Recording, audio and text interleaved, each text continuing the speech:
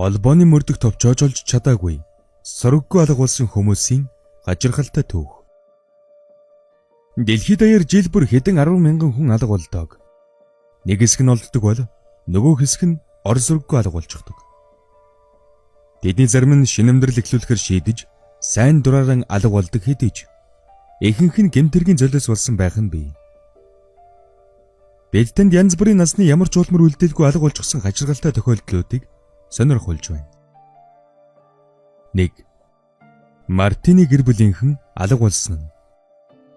1958 оны 12 дугаар сарын 7-нд Барбара болон Кеннет Мартин нар Барби, Сьюзен, Виржини хэмээх 3 өхнийхөө хамт зул сарын баярын чимэглэл хийх зүйлс авахар Колумбиа голын сайхан байгальтай газар руу хөдөлжээ. 12 дугаар сарын 9-нд Кеннет ажилдаа очиагүй тул ор сүрэггүй алга болсон тэднийг хайж эхэлсэн гэдэг. Гэвч Мартиныхан яг хаашаа очсон тодорхойгүй байсан ба тэднийг харсан хүмүүсийн мэдүүлэг хоорондоо зөрж байжээ.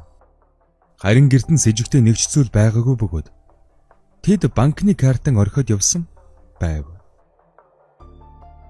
1959 оны 3 дугаар сард Эрлийн багийнхан голын хадан хясааны эрэг дээрээс Кеннетийнхэнтэй адилхан машин олжээ. Улмаар 1959 оны 5 дугаар сарын 1-нд Колумб голын эргээс нэгэн төхөөрөмжийн тоноглол гэмээр зүйл олсон бөгөөд түүнийг устгаж чадаагүй юм. 2 хоногийн дараа машин байсан газараас 100 км зайд Сьюзений зогсос олдсон бол Виржинигийн зогсос эгчээсээ 50 км хол зайд байжээ. Цагдаагийнхан тус төхөөрөмж Мартины машиныг санаандгүй шүргэснээс болж огтын цогцос усны гадаргуу дээр хөвөн гарч ирсэн гэж үзжээ. Гэвч нисдэг тэрэг ашиглаад ч машиныг болон гэр бүлийн бусад гишүүдийг олж чадаагүй юм. Тухайн үед нэг шумбагч золдойлж юг шахснаас хойш эрлийн ажлыг бүрмөсөн зогсолсон гэдэг. Барбара, Кеннет болон Барби нарын зогсос болон машин нь хизээж олдоогүй ба тэдний хувь заяа хэрхэн иргэснийг бурхан л мэдэх байх. Мартиныхан машинтайгаа толгодоо сонголцсон уу эсвэл Кеннет харанхууд аюул ослыг анзаараагүй юу гэдгийг хинч хизээж олж чадахгүй нь харамсалтай. 2. Патриси Механ алга болсон. 1989 оны 4 дугаар сарын 20-нд оройн 8 цагийн орчим Монтана мужийн Серкл хотгоны ойролцоо Патриси Механ өөрийн буруугаас болж автомашины асалд оржээ.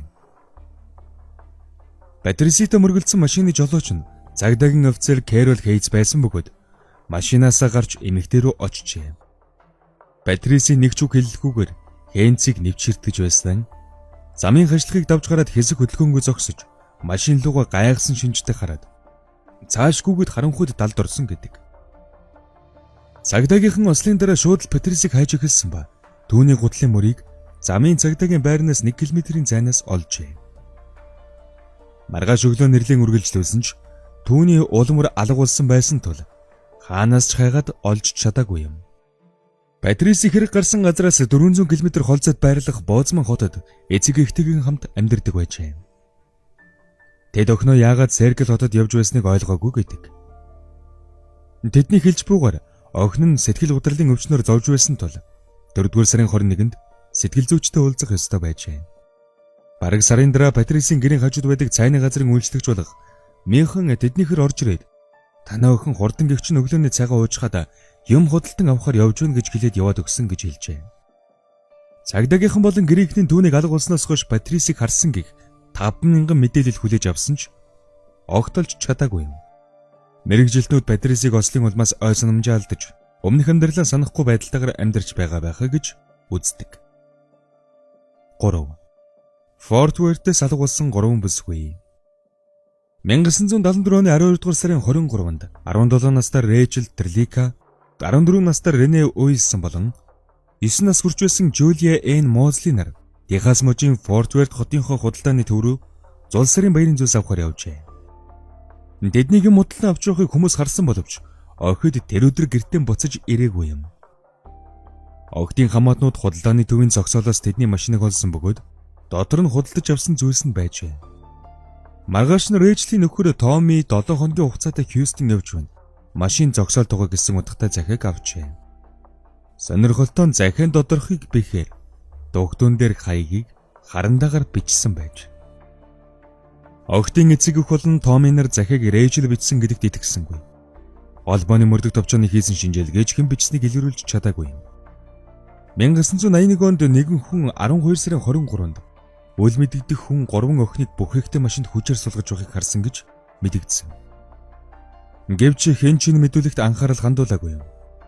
Олон жилийн турш цагдаагийнхан үл мэдэгдэх зохицуудыг шалгасан боловч хэн ч 3 охиныхтой таараагүй байж. Никол Морин алгуулсан. 1985 оны 7 дугаар сарын 30-ны 11 цагт 8 настай Никол ээж Жанетийнхаа хамт амьдардаг Канадын Торонто хотын мэндэрлэг газарт орших гэрээсээ гарч явжээ. Дэрбэр гэрийнхэн дор хүлээж байсан найз охинтойгоо хамт байрныхаа хаалттай бүсэд байрлах усан санд сэлэхээр явсан байж. Дэрбэр найзтайгаа гэрийнхээ утсаар ярьсны дараа сахилгаан шат руу явснаас нь хойш хэн ч түүнийг хараагүй юм.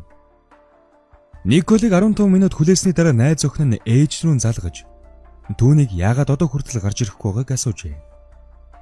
Ээж нь тухайн үед нэг их тоогоогүй бөгөөд гэр орныхон ажлыг үргэлжлүүлэн хийсэн байна. Тэрбээр 18 цаг болсон хойно охин нь эргэж ирэхгүй байгаад нь санаа зовж сандарч эхэлжээ. Гэржүүдийг байцаагаад тэдний нэг нь охиныг усны хувцастай гартаа алчуур барьж хаад цахилгаан шат руу авч явж байгааг харсан гэж мэдүүлсэн ч түүний мэдүүлэг батлагдаагүй юм. Хожим нь зарим гэрч Николын амьдардаг байрны орчим охины алга болохоос 1 цагийн өмнө үлдэнэх эмэгтэй байхыг харсан гэж мэдүүлжээ. Гэсэн ч тэр эмэгтэйг олж чадаагүй. Цагдаагийнхан аллага, хулгай гэх зэргийн олон хувилбар дэвшүүлж байсан ч нэгэн ч батлагдаагүй байж.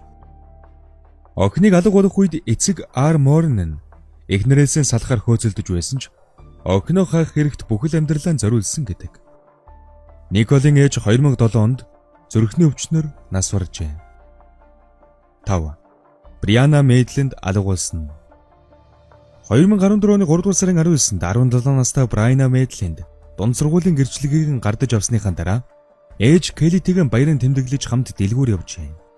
Ээжийн хэлснээр бол тэднийг кассан дугаарлан зогсож байхад Бриана дэлгүүрийн цонхоор ямар нэгэн харснаа одоохон эргээд ирнэ гэж хэлээд гудамж руу гарчээ. Келли мөнгө төлчхөд машин рууган очихдоо Бриана зогсоол дээр сэтгэл нь их догдолж сандарсан байдалтай байхыг анзаарч байна. Түүний дараа охин нь оройн ээлжид ажиллахтаа бэлтгэх хэрэгтэй байна гэсэн бөгөөд ээж нь Брианаг найз охинтойгоо хамт амьдардаг гэрт нь хүргэж өгсөн байна. Тэрнээс хойш ээж охин хоёр дахиж хязээж уулзаагүй юм.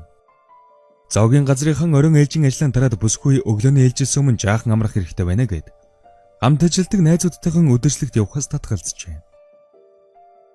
Түүнийг Oldsmobile машиндаа суугаад хөдлөхөд цаг 23:20 болж байсан юм. Маргааш өглөө цагдаагийн газарт хэд хэдэн жолоочоос орхигдсон фермерийн байшинг Oldsmobile маркийн машин цөм өргөжсөн байгаа ч жолооч нь огт харагдахгүй байгаа тухай мэдээлэл ирж байна. Цагдаагийнхан очиж хэргийг шалгахад хажууд нь тараан цадцчихсан хэдэн зоос байж. Согтуу жолооч осолд орсныхоо дараа машинаа хаяад явж хач гэж цагдаагийнхан бодсон байна. Охин нуцаар холбогдоогүй байсан учраас ээж нь санаа зовж Брианаг ирж хайх ажлыг эхлүүлжээ. Түүний машиныг харсан гэрчүүд гэрэл насалттай байсан ч бүхийг дотор хинч байгаагүй гэж мэдүүлж байсан гэдэг. Брианагийн эцэг их охин нь хулгайлагдсан гэж бодож байсан бол цагдаагийнхан орхигдсон байшин бол хуурмаг жижиг байж болох юм гэж үзсэн байна. Брианагийн үхлийн талаар өчнөө хүн нэг бус удаа цагдаагийнхан хандаж байсан боловч нэг ч хувилбар нь батлагдаагүй юм. 6. Брайан Шафер алга болсон. 2006 оны 3 дугаар сарын 31-нд 27 настай анагаахын оюутан Брайан Шафер найз Клинт Флоренс болон Мередит Ридтэйгийн хамт зуны амралтын эхэлснийг тэмдэглэжээ. Тэд Колумбус хотын уушин газар бүрээр орж хундаг хатуу юм ууж явж байжээ. Брайантай хамт байсан найзууд нь гинэтхэн түүнийг алга болсныг анзаараад залгатал хариу өгөхгүй байсан гин. Найзууд нь шөнийн 2 цагт уушин газар хаахад тэндээс гарч Брайаныг ирэхийг хүлээж байгаад өрөөндөн очиод унтаа байж гэж бодоод гэр-гэрлүүгэн явжээ. Амралтын өдөр тэд Брайантай уцаар холбогдох гээд огт чадаагүй байна. Уушин газрын дэрэгдэх камерт түүнийг тийш орсон бичигдсэн байсан ба гарч ивсэн бичлэг огт байгаагүй байж. Цагдаагийнхан нүүр царайгаа нуугаад гарч ивсэн байж мэднэ гэж үзээд ойр хавийн бүх камерын бичлэгийг шалгасан ч юу ч олдоогүй юм. Брайаны найз бүсгүй удаан хугацааны турш түүн рүү залгаж дуудшуудан үлдээж байжээ. Ганцхан удаа авсныг нь өөрөн утасны сүлжээн дэх алдаа гэж оператор нь хэлж байна. Түүний утас нь Колумбус хотоос 23 км зайтай байсан бөгөөд нэг ч удаа дуудлаганд хариу өгөөгүй байна. Цагдаагийнхан Брайаны найз Глин Флоренсийг түүнийг алга болгоход оролцсон гэж үзсэн ч баталж чадаагүй юм. Зарим нэг нь түүнийг сургалтын төлбөрийнхөө өрийг төлж чадахгүй болохоор зугтсан ч гэж үздэг. Шафрын аав 2008 онд нас урахад Брайаны нэрийн өмнөөс интернетэд эмгэнлийн үг тавьсан байсан ч хэн бичснийг нь олж чадаагүй юм. 7. Аша Дегри алга болсон. 2000 оны 2 дугаар сарын 14-ний өдөр үүр цайгаас өмнөхөн Аша Дегри өөргөвчөн зэгцэлж янзлаад гэрээсэн гарч оджээ. Тэр шөнө гадаа бороо шаагж байсан гэдэг. Нэг өрөөнд унтдаг Ашагийн ах Брайан түүний ор жахрын дуугархыг сонссон ч дүүгээ нойрон дундаа хөлбөрж байна л гэж бодоод огт анхаараагүй гэжээ. Өглөөний 6 цаг 30 минутанд ээж Акилан хүүхдүүдээ сэрэхэр өрөөнд нь ороход тэнд Брайан л ганцаараа унтаж байж. Цагдаагийн офицер охиныг алга болсныг мэдснээс хойш 10 минутын дараа тэнд очиж ойр хавийг нэгдсэн боловч юуч олоогүй байна. Аашаг алга болсон тухай зурагтаар зарласны дараа 2 хүн 4 цагийн үед гэрээс нь 2 км-ийн зайтай газарт охиныг харсан гэж хэлжээ.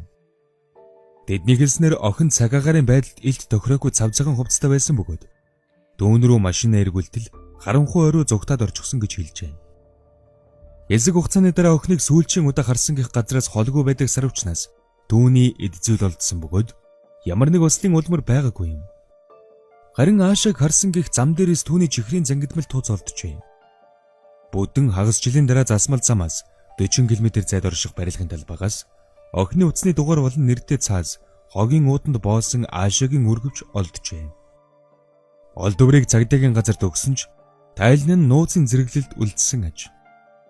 2016 онд цагдаагийнхан Аашаг сүүлчийн удаа харсан газрын хажууханд түүнийг ногоон өнгийн машинд сууж байгааг харсан гэрж олдлоо хэмээн зарласан юм. Аашагийн эцэг их түүнийг гэртэн эргэж ирэхийг одоо хүртэл хүлээсээр байдаг гэн. Тэд охиныг цагаан хувцастай явж байгааг нь сүүлчийн удаа харсан гэх засмал зам дээр дур саглын баг нь босгож жил бүр алга болсон өдрөөр нь очдөг юм.